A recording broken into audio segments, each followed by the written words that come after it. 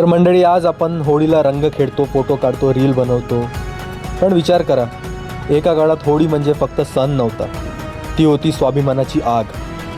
रायगडाच्या होळीचा माळ वर पेटलेली ज्वाला आजही सांगते, स्वराज्यात राजा आणि सामान्य माणूस सगळे समान होते. तर नमस्कार मित्रांनो, स्वागत आहे तुमचं आपल्या भावाच्या चॅनल द दख्खन रायडरमध्ये. इथे फक्त मोटो ब्लॉग नाही, इथे आपण राईडमध्ये इतिहास आणि माइंडसेट बनवतो. आजच्या राईडमध्ये बोलूया रायगडाच्या त्या ऐतिहासिक होळीबद्दल, जिथे फक्त रंग नाही तर स्वाभिमान जळायचा. मित्रांनो, रायगड म्हणजे फक्त किल्ला नाही, तो स्वराज्याची आत्मा आहे. आणि त्या रायगडावर एक जागा आहे, होळीचा माळ.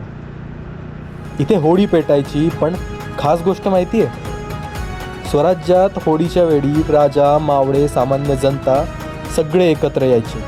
कोण मोठा, कोण लहान, कोण श्रीमंत, कोण गरीब, हा फरक कधी होताच नाही. कारण शिवरायांनी शिकवलं होतं, स्वराज्य म्हणजे आपल्या माणसांचं राज्य, आपल्या माणसांचा सन्मान.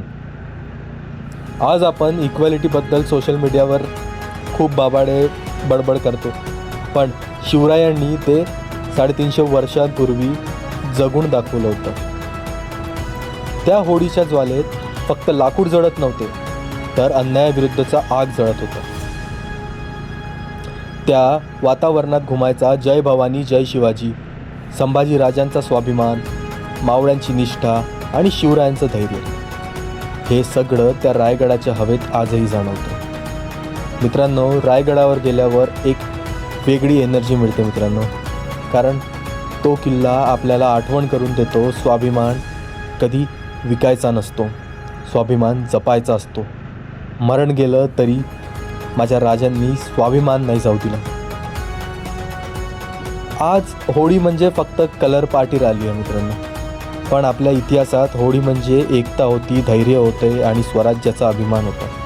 मित्रांनो, या होळीला चेहऱ्यावर रंग लावा, पण मनात शिवरायांचं धैर्यही लावा.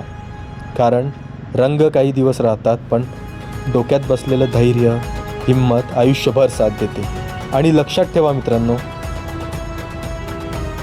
शिवरायांचा इतिहास फक्त वाचायचा नसतो, तो जगायचा असतो.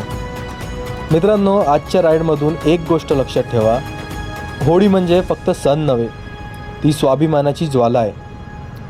रायगड आपल्याला शिकवतो, एकता असेल, स्वाभिमान असेल, तर कोणतीही ताकद आपल्याला हरवू शकत नाही.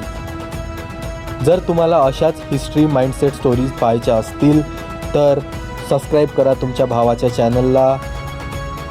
भेटूया पुढच्या ब्लॉगमध्ये. तोपर्यंत जय भवानी जय शिवराय.